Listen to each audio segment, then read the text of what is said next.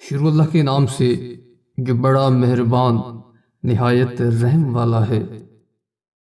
حضرت عمر فاروق رضی اللہ تعالیٰ عنہ کو ایک شخص کے بارے میں پتہ چلا کہ وہ ماں کو گالیاں دیتا ہے۔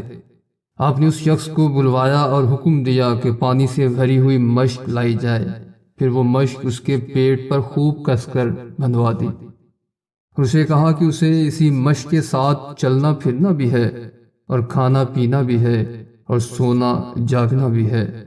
ایک دن گزرا تو وہ بندہ بلبلاتا ہوا حاضر ہوا کہ اس کو معاف کر دیا جائے، وہ آئندہ ایسی حرکت نہیں کرے گا۔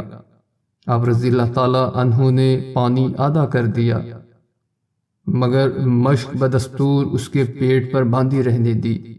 مزید ایک دن بعد وہ بندہ ماں کو بھی سفارشی بنا کر ساتھ لے آیا کہ اس کو معاف کر دیا جائے اور اس مشک کو ہٹا دیا جائے۔ وہ 2 دن سے نہ تو سو سکا ہے اور نہ ہی ٹھیک سے کھا سکا ہے۔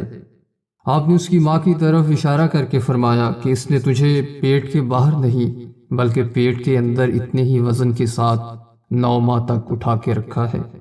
نہ وہ ٹھیک سے سو سکتی تھی اور نہ ٹھیک سے کھا سکتی تھی، پھر تو اسے موت کی سی اذیت دے کر پیدا ہوا اور 2 سال اس کا دودھ پیتا رہا، اور جب اپنے پاؤں پر کھڑا ہوا تو اس کا شکر ادا کرنے کے بجائے اس کے لیے تیرے منہ سے گالیاں نکلتی ہیں۔ اگر آئندہ یہ شکایت موصول ہوئی تو تجھے نشان عبرت بنا دوں گا۔